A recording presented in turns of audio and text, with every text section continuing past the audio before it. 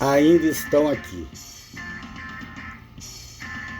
Imediatamente após seu lançamento nas telas, o filme Ainda Estou Aqui foi abraçado pelo público brasileiro que compareceu aos cinemas como há muito tempo eu próprio não via mais desde a pandemia de Covid.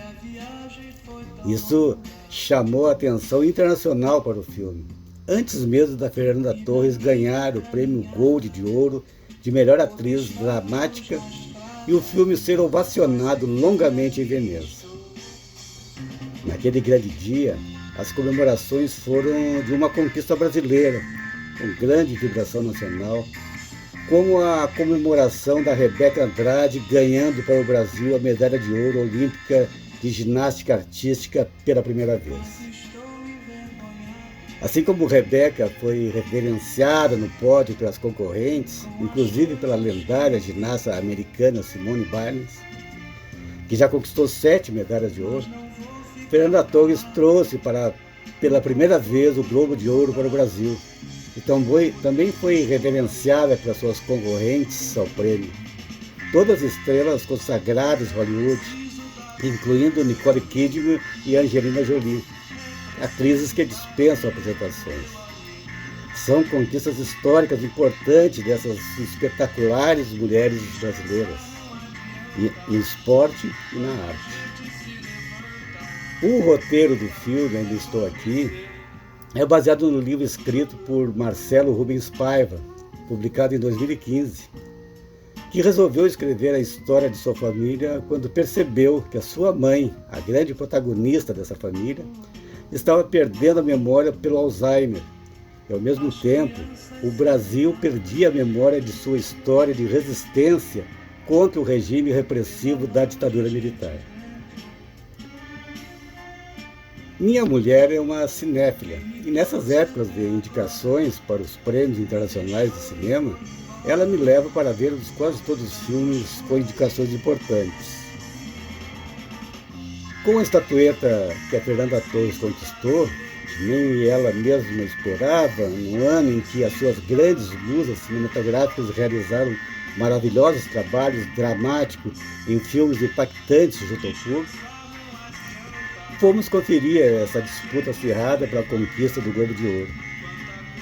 Fernandinha tinha razão quando repetia sempre que já era uma vitória ser indicada, que já estava satisfeita com esse grande feito que há 25 anos atrás também foi conquistado por sua mãe, Fernanda Montenegro, atriz imortal da Academia Brasileira de Letras, artista muito mais consagrada que a filha no cinema, na TV e no teatro. Foi realmente uma disputa entre grandes musas do cinema neste ano de 2025.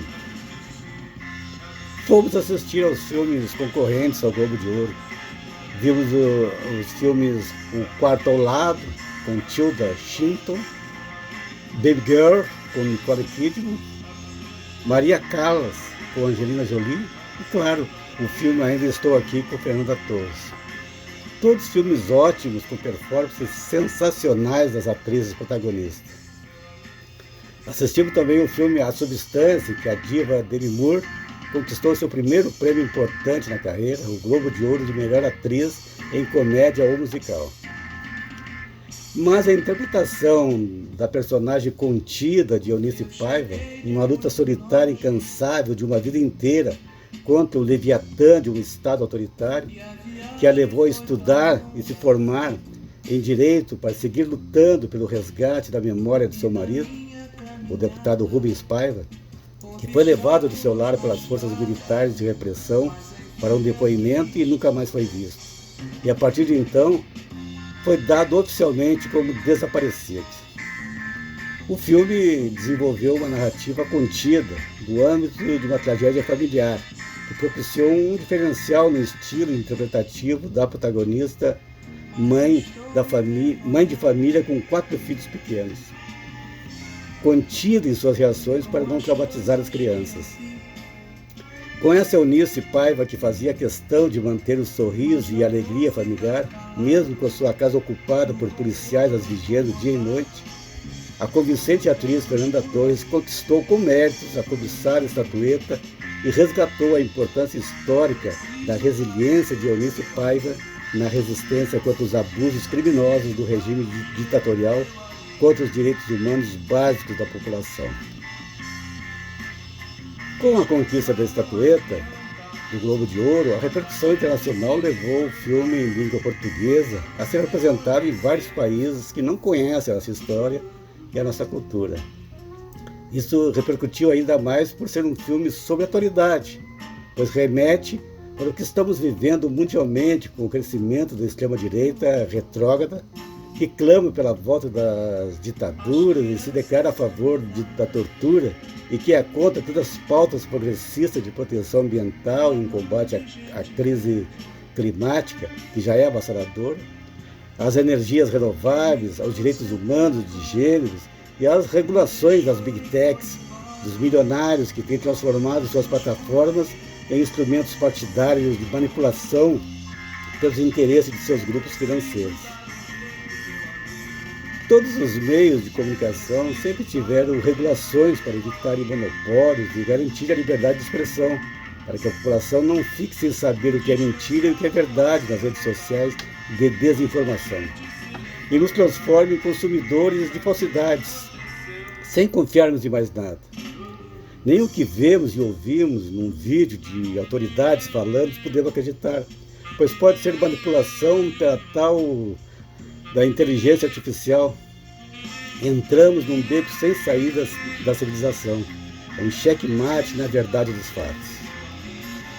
Por isso, a mensagem do filme é de que, enquanto a Eunice Paiva perdia a memória e faleceu com 89 anos de idade em 2018, o Brasil já era um país com Alzheimer e perdia rapidamente a memória de sua história recente, restaurada pela Comissão da Verdade, que foi instaurada pela presidente Dilma Rousseff em 2012 e que concluiu que a prática de detenções ilegais e arbitrárias, torturas, violência sexual, execuções, desaparecimentos e ocultação de cadáveres resultou de uma política estatal contra a população civil, caracterizando-se como crimes contra a humanidade. Foram identificados 434 casos de mortes sob responsabilidade do Estado brasileiro, com 377 agentes públicos enumerados como envolvidos nos crimes, todos impunes pela lei de alta anistia do general Figueiredo, que os militares se presentearam em 1979, antes dos milicos baterem em retirada para os quartéis com seus crimes nas costas, de onde nunca deveriam ter saído.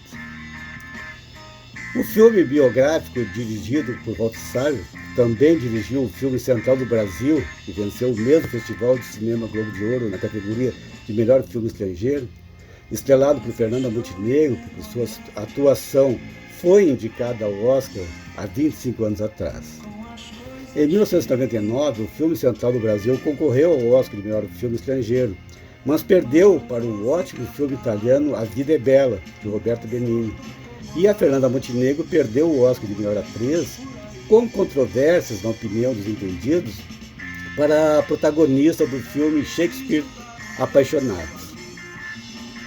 Numa matéria da revista Piauí, número 217 de outubro de 2024, o cronista Fernando de Barros comenta: é difícil não se emocionar com o filme Ainda Estou Aqui, que nos coloca como testemunha de uma cerimônia fúnebre de um corpo que continua desaparecido há mais de 53 anos. O filme realiza simbolicamente aquilo que a democracia não foi capaz de cumprir, que é de punir os criminosos culpados de tantas mortes e desaparecidos até hoje. O resto da história já sofremos na carne recentemente, com pessoas pedindo a volta da ditadura dos militares. E em 2016, um insignificante deputado do baixo clero votou a favor do impeachment com a frase "em memória do coronel Carlos Alberto Ustra", o torturador da presidenta Dilma Rousseff. 2 anos depois, este pária vestia a faixa presidencial de um país com Alzheimer, sem memória dos mais de 20 anos de repressão e falta de liberdade de expressão e de ir e vir. Depois, para não devolver a faixa presidencial democraticamente por ter perdido a eleição, assistimos por meses pessoas acampadas em frente dos quartéis com a anuência dos generais pedindo intervenção militar. Conspiração que resultou na tentativa de golpe do dia 8 de janeiro de 2023, que consistia na tática de criar o caos num quebra-quebra geral na sede dos três poderes em Brasília, para justificar a intervenção militar para restabelecer a ordem. Só que nem todos os generais embarcaram nessa canoa furada. A maioria não aderiu ao golpe. Hoje, volto a falar em anistia no Brasil. Ninguém se interessa em punir os torturadores de antigamente. Se mobilizam só para beneficiar os golpistas de agora, os que praticaram atentados terroristas contra a democracia para derrubarem um presidente eleito pela vontade popular. Oposição que venceu a eleição apesar de todas as roubalheiras que praticaram com o uso da máquina pública e a compra de votos, com a distribuição de auxílios em dinheiro para caminhoneiros, motoristas de aplicativos e outros, além do uso da Polícia Rodoviária Federal para barrar os eleitores no dia da votação.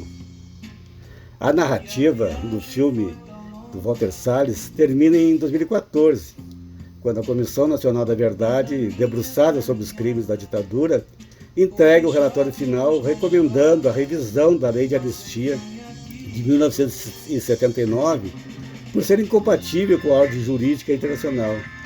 Os crimes contra a humanidade são imprescritíveis e não passíveis de anistia. Devem ser punidos. Mas os torturadores nunca foram para o banco dos réus.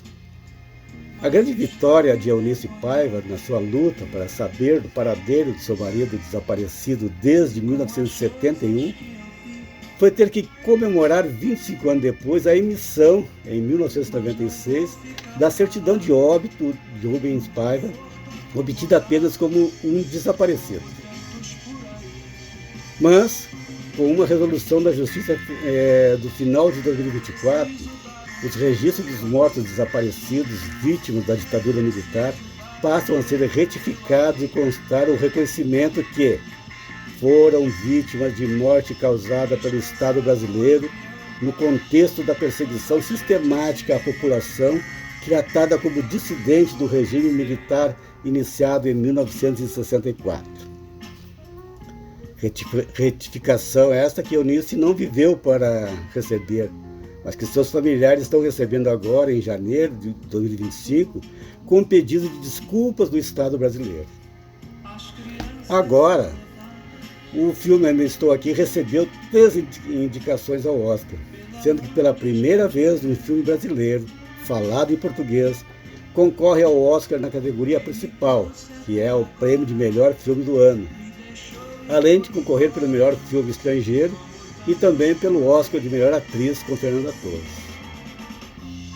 É uma outra campanha para o filme Ainda Estou Aqui, concorrer com outros filmes de 2 categorias, a de melhor filme do ano e a de melhor filme internacional.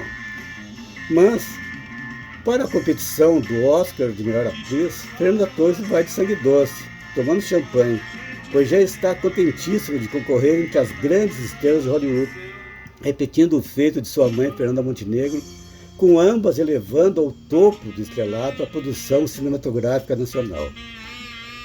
Para nós também vai começar uma nova temporada de idas ao cinema para assistir pelo menos os filmes Emília Pérez, A Nora e Conclave, enquanto a nação toda fica na torcida para trazermos o primeiro Oscar para o Brasil, para podermos formar um charuto cubano comemorativo com a champanhe.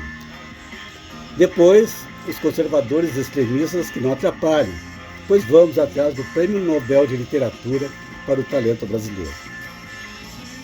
Cá entre nós, é uma revanche magistral da arte do cinema brasileiro, depois dos nossos artistas terem passado 4 anos sendo tratados como criminosos e serem perseguidos pela imbecilidade das alegações sobre a Lei Rouanet, com fake news para atacar a cultura nacional por pura ignorância. Enquanto os cães ladravam, este filme estava sendo produzido num alto nível cinematográfico, no qual os brasileiros se reconhecem na telona.